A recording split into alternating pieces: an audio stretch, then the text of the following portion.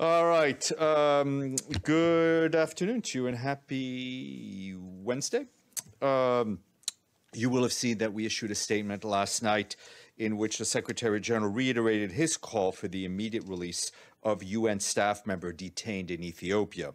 As far as the Secretary General is aware, the staff members are being held without charge, and no specific information has been provided regarding the reason for their arrest. United Nations personnel carry out critical and impartial work in Ethiopia. The Secretary General stresses the obligation of respecting the privileges and immunities of United Nations personnel, both international and national, as well as protecting United Nations personnel and other humanitarian workers in Ethiopia, including from arbitrary detention. The Secretary General expresses his concern over reports of arbitrary arrests and detentions, which serve to widen divisions and resentment between groups. He calls upon the authorities to publicly and unequivocally speak out against the targeting of any particular ethnic group or groups and to demonstrate their commitments to human rights as well as the rule of law. The course of military conflict will not bring lasting peace and stability to Ethiopia. The Secretary General urges the parties to end hostilities and prioritize the welfare of civilians. Safe and unhindered humanitarian access must be restored urgently. The Secretary General underlines that the challenges facing Ethiopia can only be resolved through dialogue involving all Ethiopians. Also on Ethiopia, and to give you a humanitarian update, especially in the situation in the northern parts of the country, which continues to be volatile and highly unpredictable. Humanitarian operations remain heavily constrained due to insecurity, bureaucratic impediments, and other factors. Tens of thousands of people are reportedly displaced in Amhara and Afar regions because of the active fighting in multiple locations. Between the 4th and 10th of November, some 10,000 people received food assistance in Tigray. This is only about 1.2% of the last 870,000 people targeted for assistance on average per week. As of November 15th, there are fewer than 10,000 metric tons of food stocks left in Tigray. The ongoing fuel and cash shortages is also significantly undermining the ability of humanitarian organizations to distribute available supplies within Tigray. Meanwhile, humanitarian partners are scaling up the response to areas where it is possible in Afar and Amhara regions. Nearly 150,000 people were provided with food aid in both regions last week. We continue to call on all parties to the conflict to urgently and immediately facilitate free, sustained, and safe movement of humanitarian workers and supplies in Tigray, Amhara, and Afar. About 8 million people in northern Ethiopia are targeted for humanitarian assistance until the end of the year. Humanitarian operations throughout Ethiopia face a funding gap of about $1.3 billion, and that includes $350 million gap for the response in Tigray. Turning to Yemen, I can tell you that the Secretary General is deeply concerned about the arrests and detention of 2 UN staff members in Sana'a by the Houthis earlier this month. The 2 UN staff members are being held without any justification or charge and have been prevented from communicating with their families and offices. Before the Security Council meeting on Yemen last Thursday, we received assurances from the Houthis that the 2 staff members would be released. We also reported those assurances to the Security Council.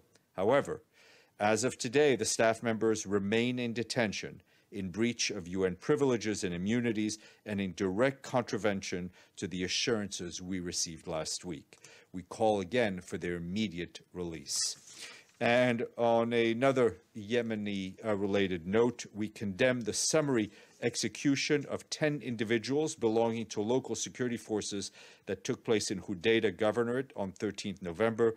These amount to serious violations of international humanitarian and international human rights law, which must be promptly and thoroughly investigated and perpetrators brought to justice.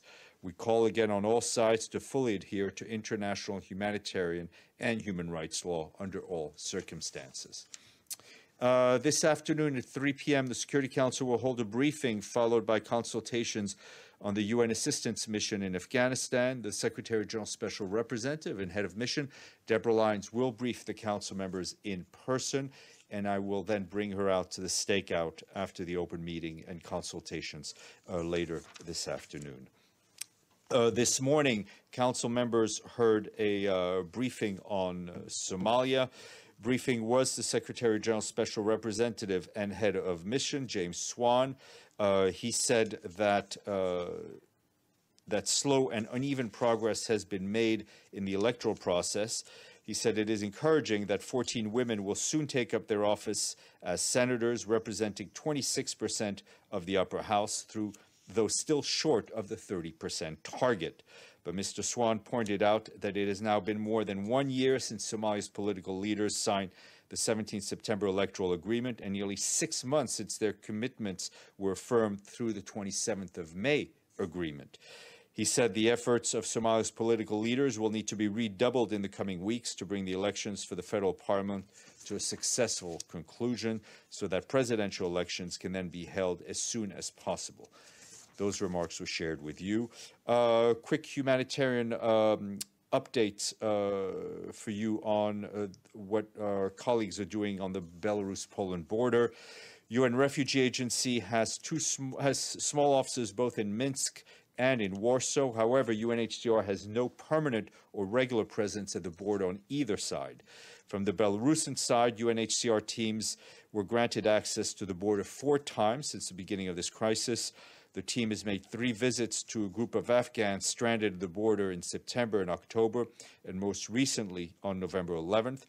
In the recent visit to a makeshift camp on the Belarusian side of the border near the international border crossing point known as Bruzhgi, UNHCR and the International Organization of Migration delivered some emergency aid, including hygienic items for children and women, as well as food items. UNHCR tells us that more assistance is on the way, such as blankets, warm clothes, gloves, hats, and boots for children. Those are to be delivered by the partner organization, which is the Belarusian Red Cross. UNHCR is currently negotiating more regular access to the border on the Belarusian side, as well as discussing access on the Polish side. UNHCR and IOM have been advocating with the authorities to move people to safe locations away from the border, where they can be provided with adequate assistance and counseling, where humane solutions can be found according to individuals' personal situations and needs. The 2 UN agencies stress that the makeshift camps at the border is not safe and suitable place for for people, and could lead to further loss of life. Quick note from the Central African Republic. Our colleagues at the peacekeeping mission there report that on Monday in the village of the Waham Pende prefecture, presumed combatants from the 3R armed groups attacked a Central African Armed Forces based in surrounding neighborhoods. 12 civilians were reportedly killed and 15 were injured and are receiving medical treatment at a local hospital. People also fled the areas of the attack. The peacekeepers are currently preparing for the deployment of a force patrol to the incident area to help ensure the protection of civilians. You will see that yesterday afternoon we also issued a statement in which the Secretary General strongly condemned the terrorist attack that took place on the 16th, yesterday in Uganda, and he expressed his deepest condolences to the families of the victims of this despicable act of violence. And quick update from Fiji to end. Our UN team there tells us that Fiji recently received more than 200,000 doses of vaccines through COVAX, donated by the US and Japan. We thank them both. This brings the total number of doses Fiji has received from COVAX to more than 300,000 doses. Of all people over the age of 18, 97% have received their first dose, and nearly 97% have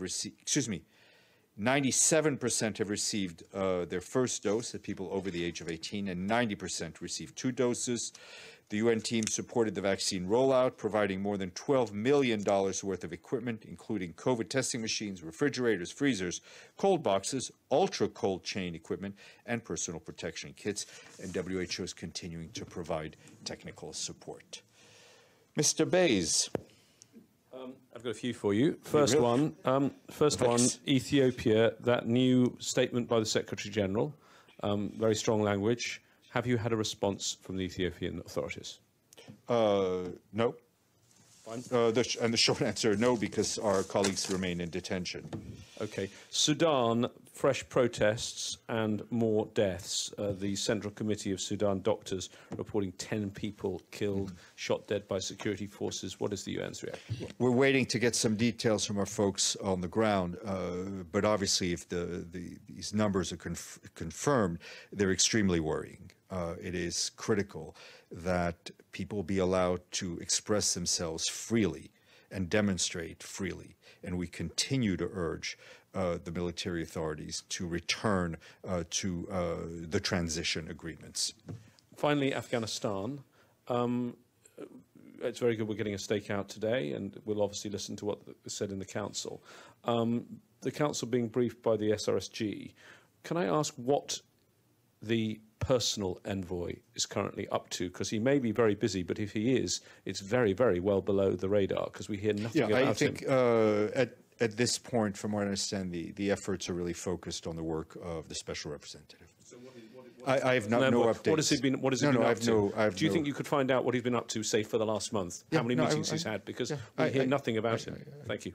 I agree with you. Edie? Thank you, Steph.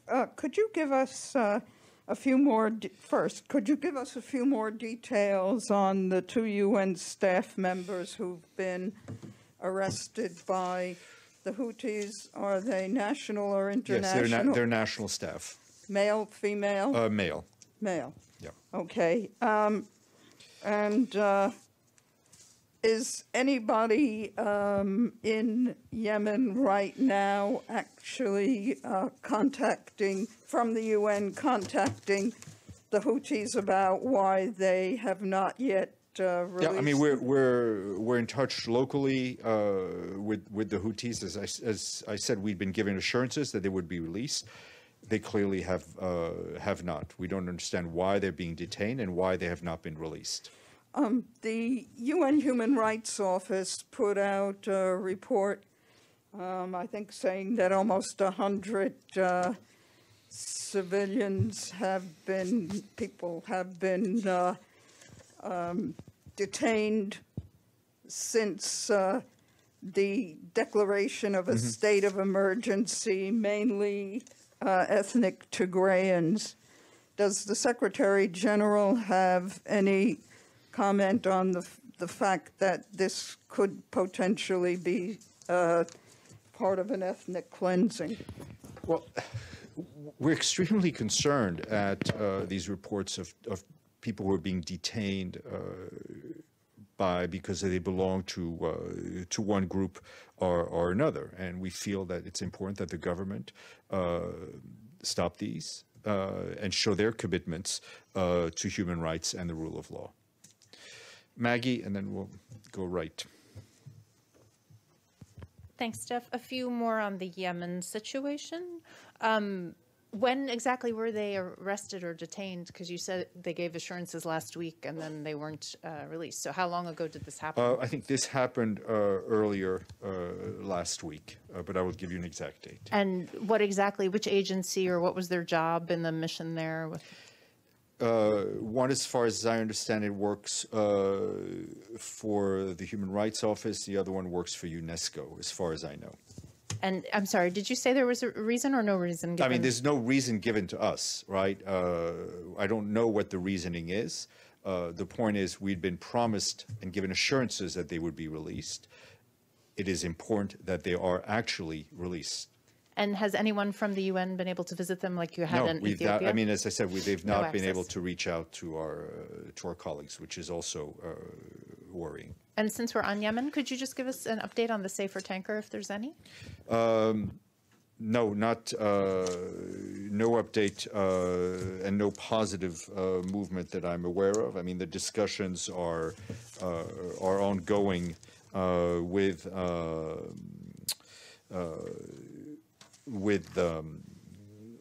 the Houthi authorities. We're trying to find a kind of, pragmatic, workable and solution as quick as possible. From our side, the discussions are being led by David Gressley, who's the resident coordinator in Yemen.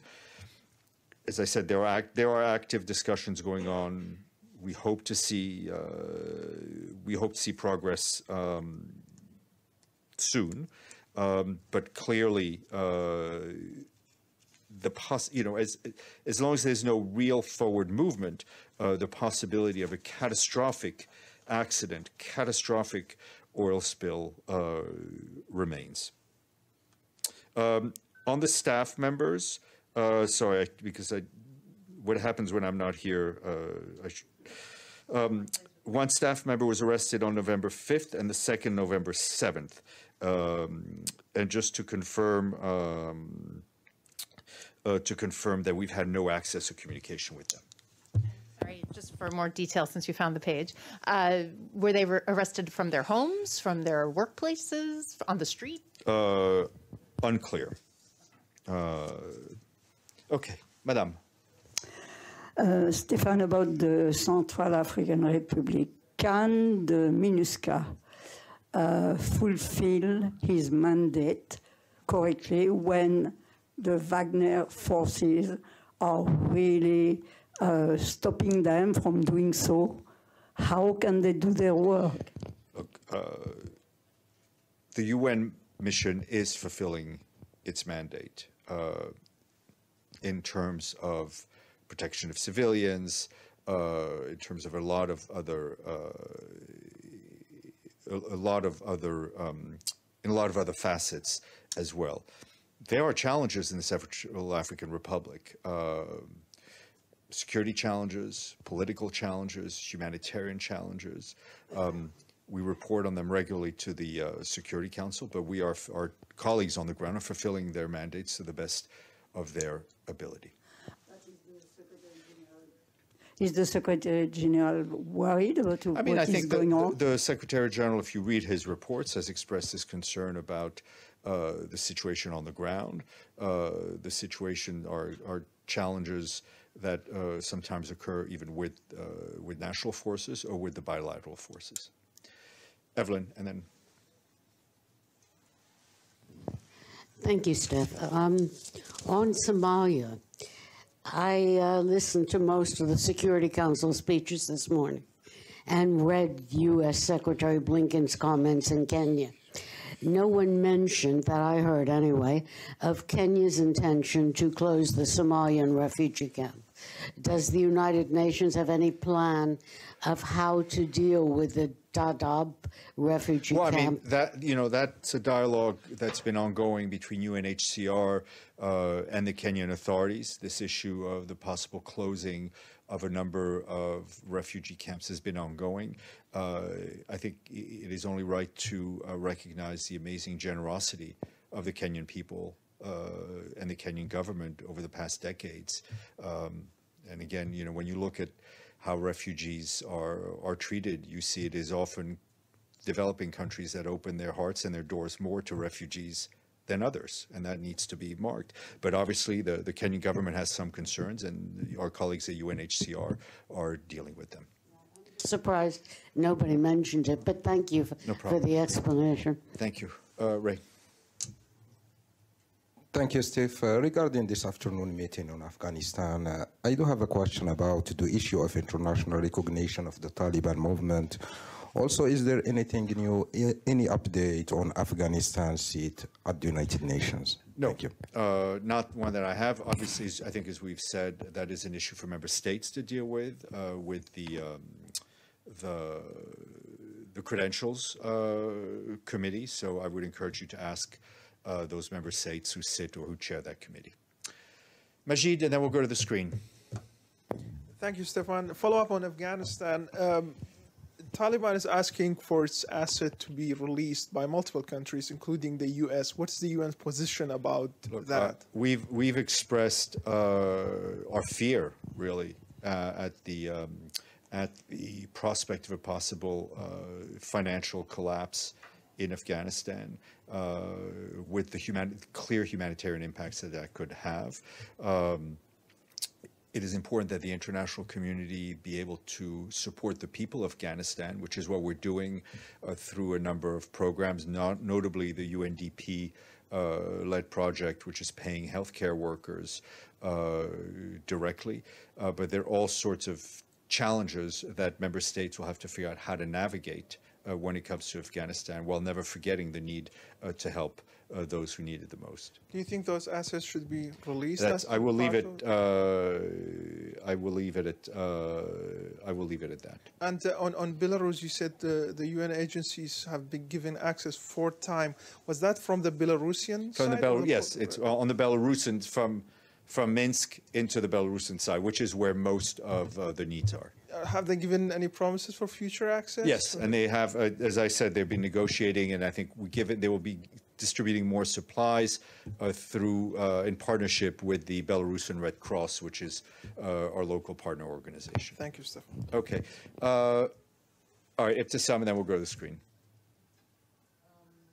A follow-up on Afghanistan. You and other UN officials have, and you mentioned also that there are some salaries that are being paid through some UN agencies, and there is a talk about having the UNICEF, through the UNICEF paying also teachers, etc. But not much is moving. Can we get an answer why or where things? You know, it's a absolutely fantastic question. I would ask you to write it down and then reread it this afternoon when you see Deborah Lyons. You'll get a better answer. Abdelhamid. Thank you, Steph. I have two questions. The first one, UNRWA was donors meeting yesterday. Do you have any details about the pledges, how much money was raised, how much UNRWA is short of? And if you have, did it meet the expectation of the Secretary General and his High Commissioner? I will get you. I think the accounting and bookkeeping is still ongoing. We'll ask our UNRWA colleagues to see what they've come up with. My second question, Steph. Qaid al-Fasfous, he's been on hunger strike for the 126 days. And his health is deteriorating. He's protesting his administrative detention, and now he is entering the stage where he might lose his life. Any statement, any information about his case? Why there's let me get some updates from our human rights colleagues on the ground. James Reinl. Thank you, Stefan. Another question on the detentions of UN staff in Yemen. About the same kind of time as your staff were detained, the Houthis were arresting staff of the US Embassy in Sana'a. Is there any connection between these two? Does there appear to be a kind of Houthi roundup of Yemenis with international connections? Look, I think that's a question you need to ask the people who are doing the detention, not the people who are being detained. We don't know why our two colleagues have been detained. We want them released. What the motivation is, the bigger picture, that's not for me to speak on. My focus right now is getting our two colleagues out. Margaret. Just following up on that, have the Houthis made any contact with UN representatives? Well, we had contact last week. We were given assurances from senior Houthi officials that they would be released, and that's what we told the Security Council, but that has not happened. But did the Houthis express any conditions, perhaps, in order to get them released? UN staff should not be arbitrarily detained. It is not a conditionality issue. We want them to be released. Oui, Philippe.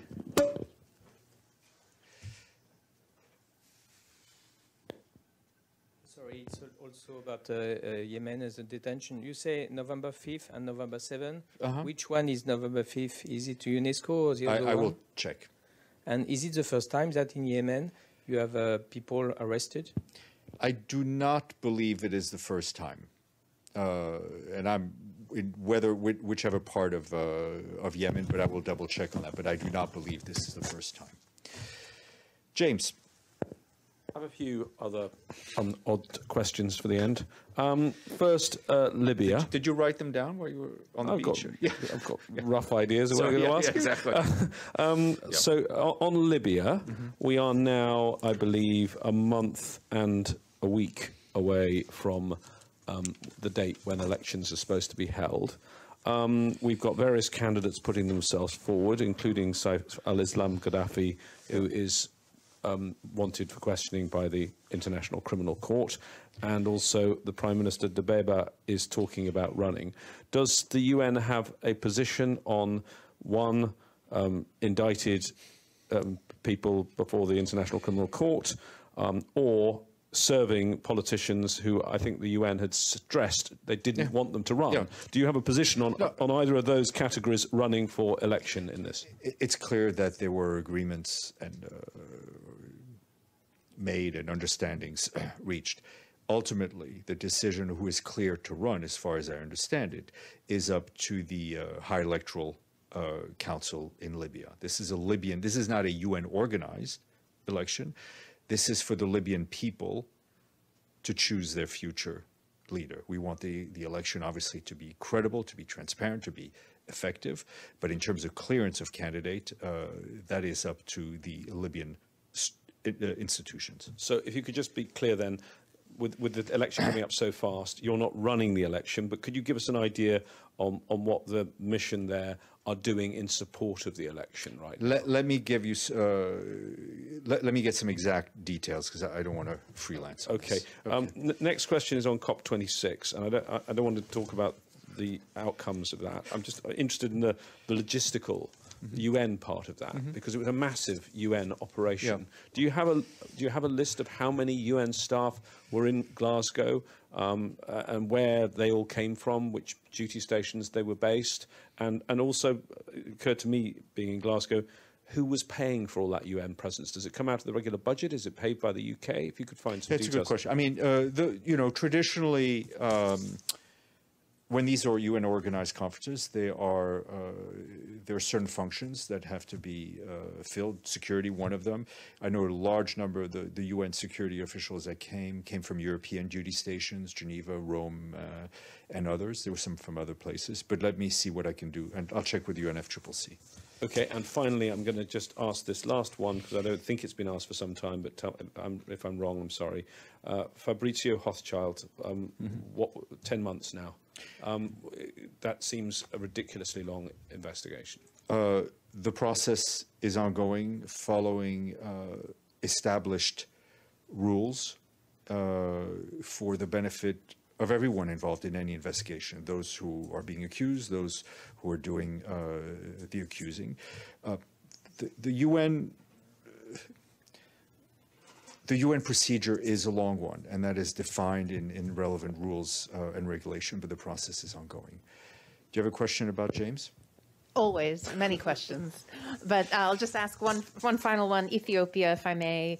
Can you just remind us the status of the UNHAS flights? Because you're saying how the cargoes are, the flights have not resumed, not at all, but there are what I would qualify as deep discussions between all involved to try to resume them as soon as possible. And they are a critical part of us getting humanitarian workers in, getting cash in. To really run this in an effective manner, we both need the road and the air access in a way that is unfettered and unhindered and free from any sort of bureaucratic or other more violent impediments. So, I didn't see you because you're behind the screen, so, yeah. Partly behind the screen. So back to Fabrizio Hochschild, regardless of the status of his investigation, will the Tech Envoy post be open soon? I have nothing for you on that at this very moment. Okay, thank you all, and see you tomorrow.